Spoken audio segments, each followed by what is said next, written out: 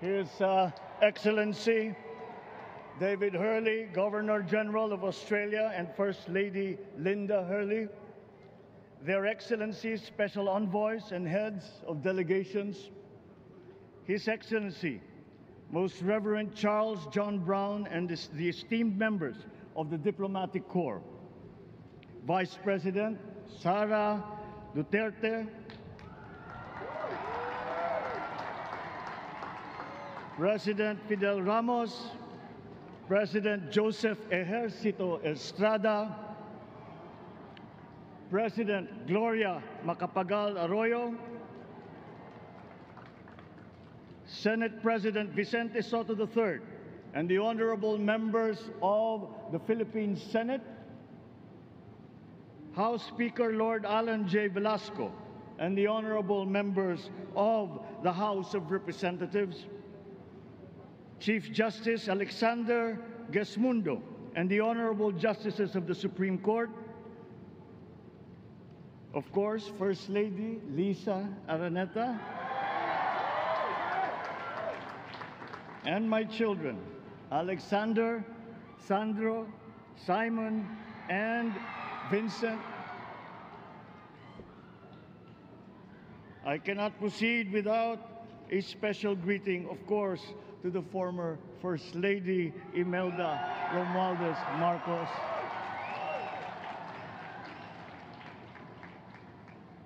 Other distinguished guests, ladies and gentlemen, my friends, ang aking minamahal na mga kababayan, magandang tanghali po sa inyong lahat.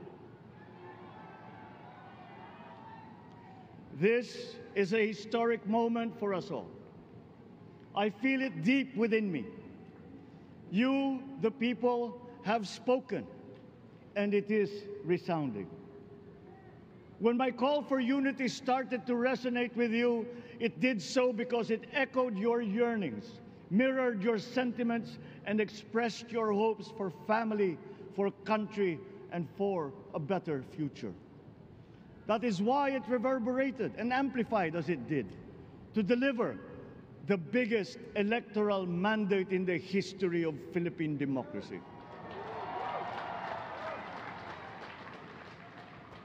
By your vote, you rejected the politics of division. I offended none of my rivals in this campaign. I listened instead to what they were saying. And I saw little incompatibility with my own ideas about jobs, fair wages, personal safety, and national strength, and ending want in a land of plenty. I believe that if we but focus on the work at hand and the work that will come to hand, we will go very far under my watch. You believe that too. At pinakinggan ko ang tinig ninyo na ang sinisigaw ay pagkakaisa, pagkakaisa, pagkakaisa. We will go farther together than against each other, pushing forward, not pulling each other back, out of fear, out of a misplaced sense of weakness. But we are the furthest from weak. The Filipino diaspora flourishes even in the most inhospitable climes, where they are valued for their quality. The changes we seek will benefit all and will shortchange no one. I was not the instrument of change. You were that. You made it happen. I am now. You picked me to be your servant, to enable changes to benefit all. I fully understand the gravity of the responsibility that you've put on my shoulders. I do not take it lightly, but I am ready for the task. I will need your help. I want to rely on it, but rest assured I do not predicate success on the wide cooperation that's needed. I will get it done. I once knew a man who saw what little had been achieved since independence. in a land of people with the greatest potential for achievement. And yet, they were poor. But he got it done, sometimes with the needed support, sometimes without. So will it be with his son. You will get no excuses from me.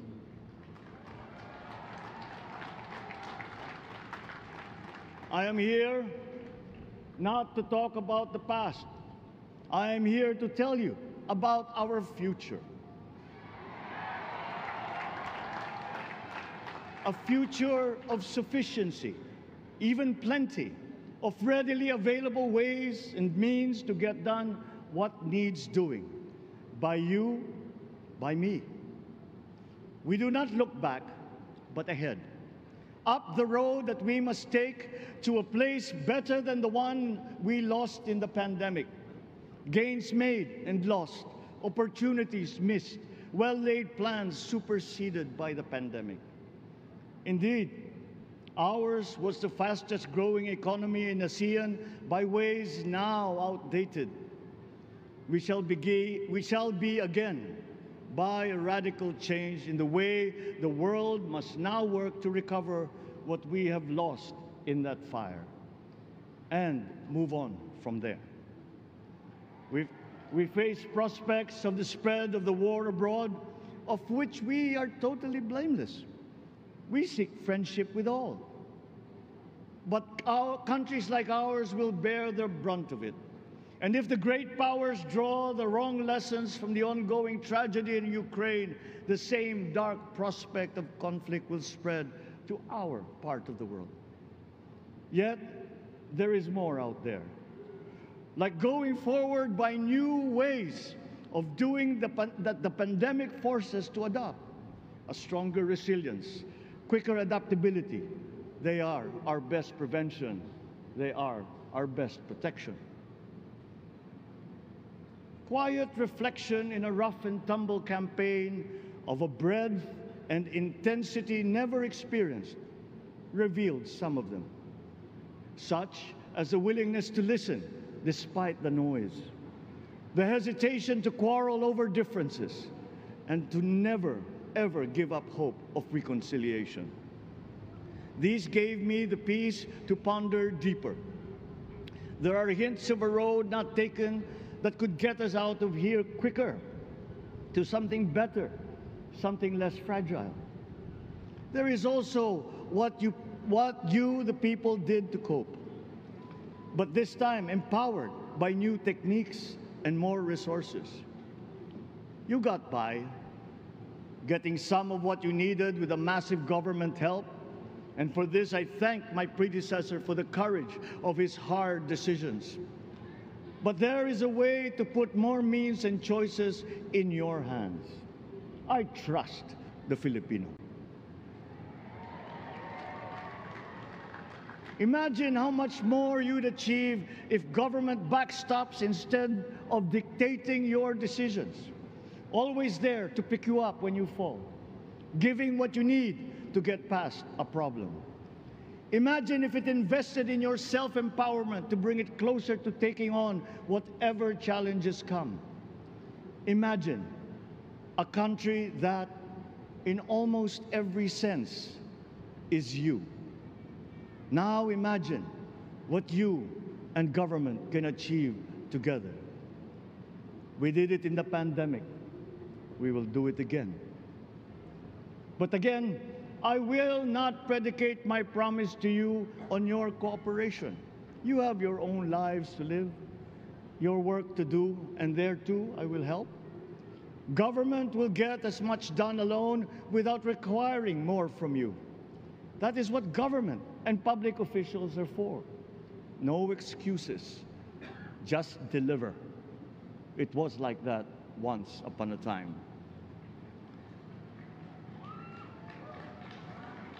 I did not talk much in this campaign. I did not bother to think of rebutting my rivals. Instead, I searched for promising approaches better than the usual solutions. I listened to you. I did not lecture you who has the biggest stake in our success. And the forthcoming State of the Nation will tell you exactly how we shall get this done. In this fresh chapter of our history, I extend my hand to all Filipinos. Come, let us put our shoulders to the wheel and give that wheel a faster turn to repair and to rebuild and to address challenges in new ways, to provide what all Filipinos need, to be all that we can. We are here to repair a house divided, to make it whole, and to stand strong again in the Bayanihan way, expressive of our nature as Filipinos. We shall seek, not scorn, dialogue. Listen respectfully to contrary views. Be open to suggestions coming from hard thinking and unsparing judgment. But always from us, Filipinos. We can trust no one else when it comes to what is best for us. Past history has often proven that. Solutions from outside divided us. None deepened our understanding. They were always at our expense. Never forget, we are Filipinos. One nation, one republic, indivisible.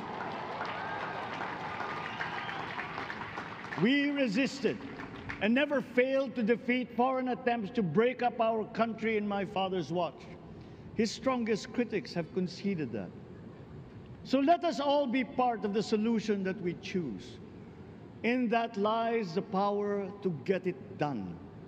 Always be open to differing views, but ever united in our chosen goal. Never hesitating to change it, should it prove wanting. That is how agile, resilient republics are made. Our future we decide today. Yesterday cannot make that decision anymore, nor can tomorrow delay it.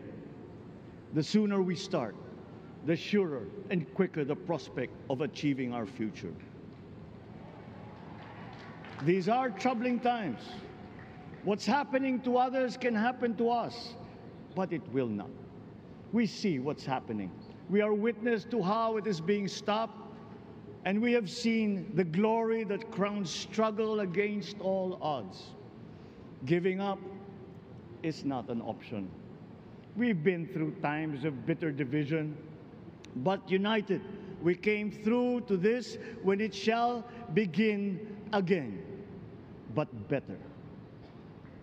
The campaigns I've run have taken me here where I stand today. I listened to you, and this is what I have heard. We all want peace in our land. You and your children want a good chance at a better life in a safer, more prosperous country. All that is within reach of a hard-working, warm, and giving race. Your dreams are mine. Pangarap nyo ay pangarap ko. How can we make them come true? How can we do it together? But I will take it as far as anyone with the same faith and commitment can, as if it depended entirely on himself. Sa pangarap na maging mapayapa ang ating bansa, ang pangarap nyo ay pangarap ko. Sa pangarap na maging maunlad ang ating bansa, ang pangarap nyo ay pangarap ko. At sa pangarap na maging mas masinang ang kinabukasan natin at ng ating mga anak, ang pangarap nyo ay pangarap ko.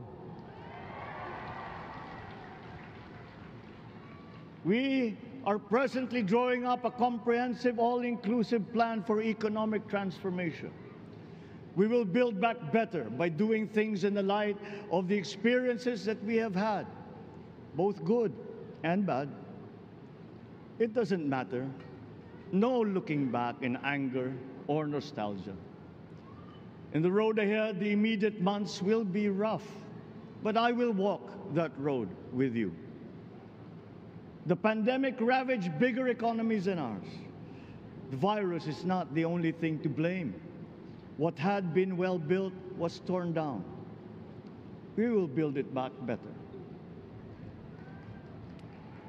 The role of agriculture cries for the urgent attention that its neglect and misdirection now demands. Food self-sufficiency has been the key promise of every administration. None but one delivered. There were inherent defects in the old ways and in recent ways too.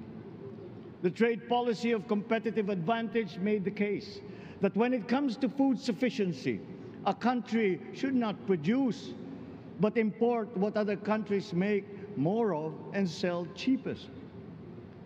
Then came Ukraine. The most vulnerable when it comes to food are the countries furthest away from the conflict, those bearing no blame for provoking it. Yet they face the biggest risk of starvation. If financial aid is poured into them, though it never is, there is nothing to buy. Food is not just a trade commodity. Without it, people weaken and die. Societies come apart. It is more than a livelihood. It is an existential imperative and a moral one. An agriculture damaged and diminished by unfair competition will have a harder time or will have no prospects at all of recovering. Food sufficiency must get the preferential treatment the richest free trade countries always gave their agricultural sectors. Their policy boils down to don't do as we do. Do what we tell you to. I am giving that policy the most serious thought if it doesn't change or make more allowances for emergencies with long-term effects. There is a parallel problem in our energy supply. Sufficient fossil fuel-free technology for whole economies has yet to be invented. And it is not seriously tried by rich countries. Again, consider the response of the richest countries to the war in Ukraine. But surely, a free world awash with oil can assure supplies. Or we will find a way. We are not far from oil and gas reserves that have already been developed. What we teach in our schools, the materials used must be rethought. I am not talking about history. I am talking about the basics, the sciences, sharpening theoretical aptitude and imparting vocational skills, such as in the German example, alongside the national language with equal emphasis and facility in a global language, which we had and lost. Let us give OFWs all the advantages we can for them to survive and to thrive. Our teachers from elementary up are heroes fighting ignorance with poor paper weapons. We are condemning the future of our race to menial occupations abroad. Then they are exploited by traffickers. Once we had an education system that prepared coming generations for more and better jobs. There is hope for a comeback. Vice President and soon-to-be Secretary of Education, Sara Duterte Carpio, will fit that mission to a T. We won't be caught unprepared, under-equipped, and understaffed to fight the next pandemic. To start with, we never got over the pandemic of poor, if any, free public health. The last major upgrade of a public health system, exemplified by the resources poured into PGH, predates the current shambles by 3 generations. Our nurses are the best in the world. They acquitted themselves with the highest distinction abroad, having suffered even the highest casualties.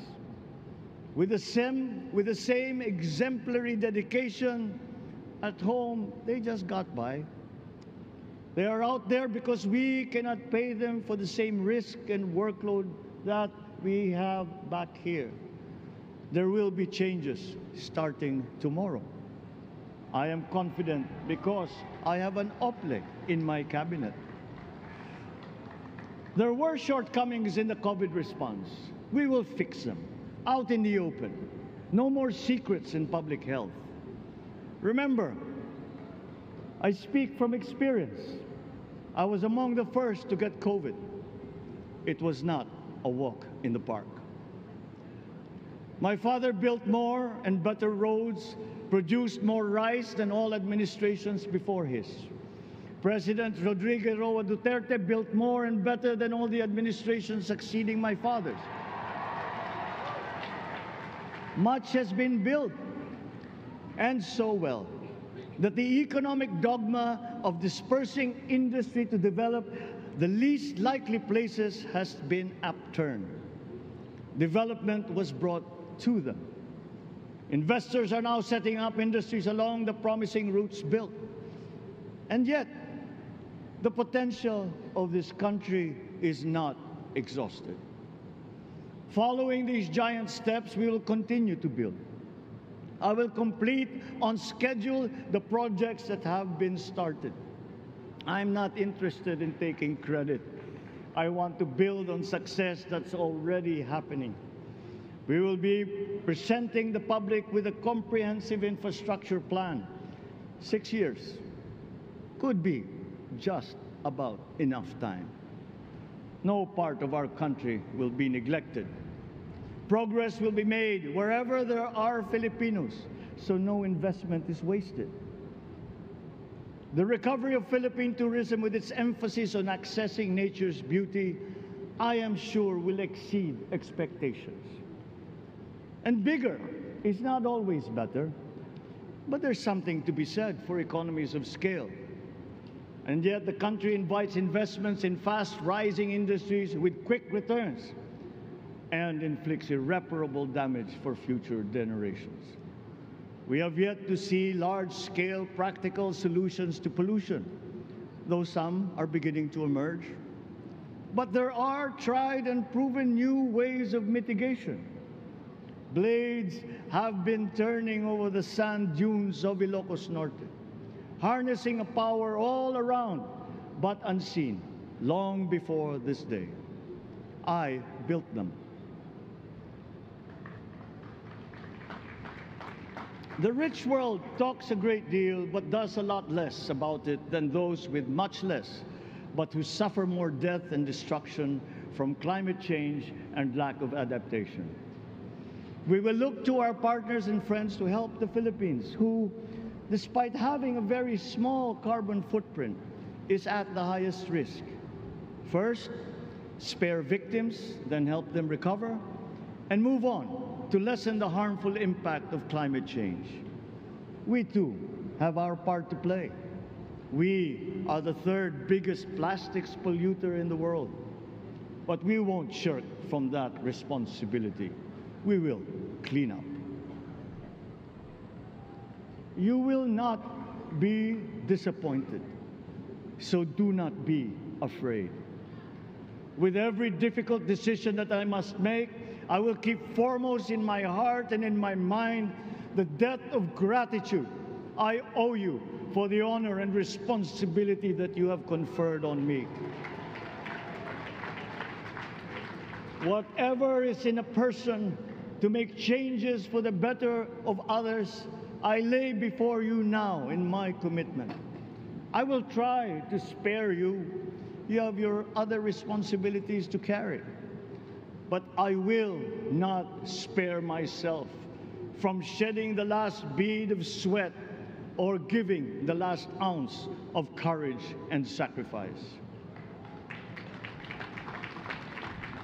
And if you ask me why I am so confident of the future, I will answer you simply that I have 110 million reasons to start with.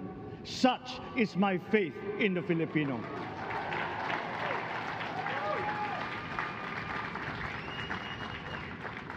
Believe, have hope. The sun also rises like it did today and as it will tomorrow. And as surely as that, we will achieve the country all Filipinos deserve. God bless the Philippines. God bless our work. Maraming salamat po sa inyong lahat.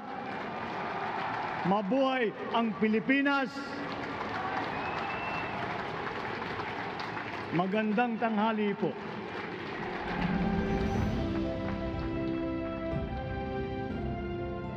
Excellencies, ladies and gentlemen, the President of the Republic of the Philippines, President Ferdinand Romualdez Marcos Jr.